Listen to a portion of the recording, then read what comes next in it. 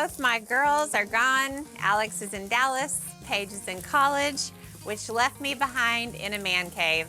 I live with 2 teenagers and a husband, and they all love to eat. And so I'm always finding recipes that I know they're gonna dive into. I'm making beef noodle skillet. If there is one recipe I know will always be a hit, it's this one. I've just been cooking some onion and garlic in a little bit of butter, and the onions are getting nice and soft.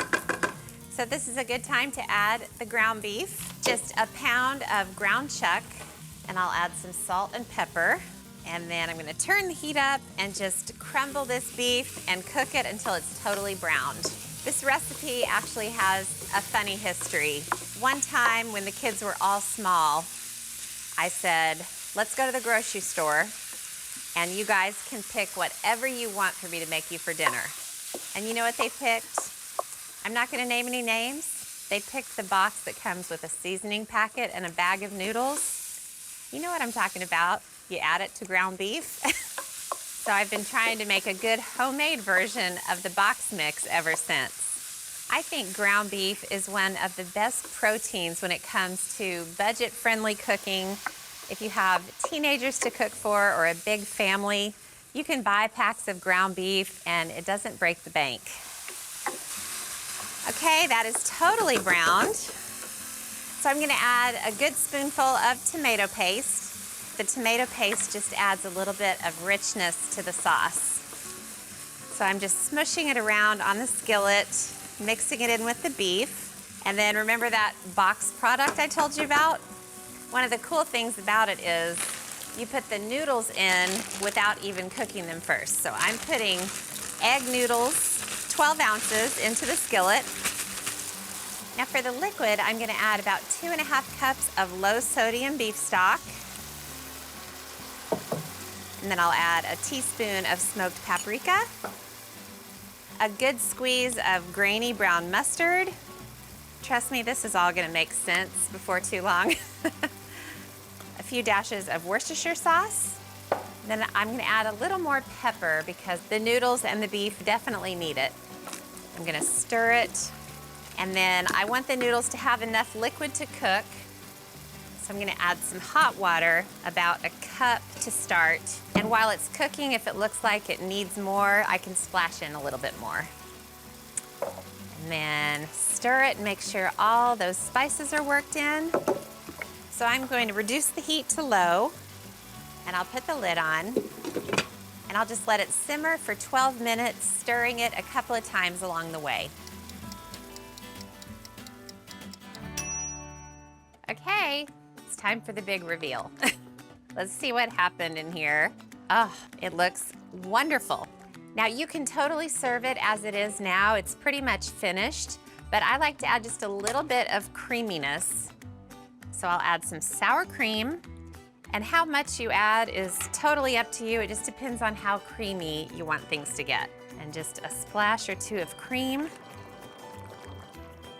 It's sort of a stroganoff idea, but more budget friendly. And then I like to chop up some chives and just sprinkle them over the top. They make it a little bit prettier, and they sure add some good flavor. All right, chives go on. It's nothing fancy, but boy, is it delicious. You've got to make it soon. I promise your whole house will love it. As you can imagine, if you live in a man cave, you're gonna go through a lot of pizza.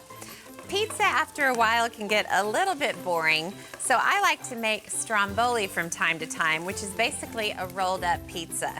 I am going to make broccoli cheese stromboli. I started by cooking some sliced onions and garlic in some butter, and now I'll add the broccoli to the pan. I just took a head of broccoli, cut off the tough stems, and then broke it into tiny florets. It'll finish cooking in the oven so it doesn't have to get totally soft in the pan. And it needs some salt and pepper, of course. The boys have eaten my broccoli cheese soup since they were babies, pretty much.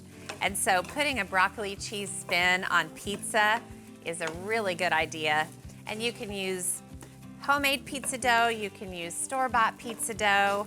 I'm gonna use frozen bread dough that I thawed, so it's really, really easy. Okay, the broccoli is already starting to green up and get a little bit softer. So I'm actually gonna turn off the heat and stop the cooking process. And I wanna give this a chance to cool before I add it to the dough. Speaking of the dough, I'm gonna get it rolled out and ready. Frozen bread dough is such a revelation. They're frozen before they rise, so you just have to let them thaw out and then give them a chance to rise a little bit. And I'm telling you what, I use this stuff for so many things as a shortcut. I'm just pressing it into a little bit of a rectangle shape. And then I'll use the rolling pin just to roll it super thin. I'm gonna roll it out to about 11 by 13 inches. Frozen bread dough, you can use it to make regular pizza. It is so good. I'm always amazed at how versatile it is. It really is an amazing product, and it tastes delicious. Okay, that looks great. Now I'm gonna do a layer of sun-dried tomato pesto.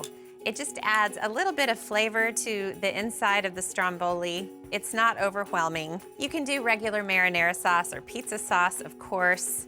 This is another shortcut ingredient, jarred pesto. If you had to stop and make the pesto, it would take way, way too long, especially if you have hungry dudes hovering around you. Okay, that's great. So let me check the temperature of the broccoli and onions. It has cooled down quite a bit already. So I'll sprinkle it onto the pesto. You can only imagine the variations of this stromboli that you can make. Really, you can use up leftovers in a stromboli, which is a kind of a nice frugal way to go about it. So I've got the broccoli all spread out. And now for the cheese. And then I kind of want to hold all this on here, so I'm gonna shingle on some slices of cheese. I'm just using regular supermarket mozzarella is what I call it. But you could do slices of provolone. You could even do Swiss, depending on what your other fillings are. And then to elevate things a little bit, I'm gonna sprinkle on some basil leaves. You don't have to be too neat and orderly about it. Now I just need to roll this into a log. So the first thing I'll do is take the short ends and just kind of tuck them up. This is sort of like one gigantic burrito. Now I'll start on this end closest to me, and it's just about rolling this into a great big pizza log. So just roll it and press it as you go. You want to wind up with a really nice tight roll. And I'm gonna grab the pan and get it on there first before I finish the top. So the first thing I'm gonna do is take a sharp paring knife and just cut little slits along the top. It helps to keep the stromboli from breaking open when it bakes. And then I wanna brush olive oil very generously over the top. When you use frozen bread dough for any sort of pizza recipe, you always wanna brush it pretty liberally with olive oil. Then you can sprinkle on Parmesan and it'll stick. I've always got a plan. Okay, now I'm gonna bake the stromboli at 400 degrees for 20 minutes, so I'll see you when it's done.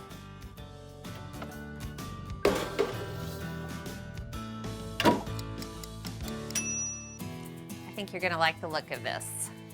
I know I'm gonna like the look of it. That Parmesan bakes on top. It kind of makes a little crust on top of the crust. Okay, I'm gonna get it onto a serving board. And then I love to serve stromboli with a really good quality jarred sauce, and I warmed it in a saucepan, and I'll serve up a big bowl of it. The boys will probably pull out ranch when they eat this. And then I like to decorate the platter with some extra basil leaves, sprinkle them on top. I don't know about you, but I'm kind of dying to cut into this. I want to see what happened in the oven. That is the fun part after all. You can slice this totally and serve it already sliced. Look at that. Look at all that cheesy goodness. That redeeming layer of vegetables, that's always nice. Broccoli cheese stromboli, the kind of recipe that disappears in about a minute and a half, which to me is always the seal of approval.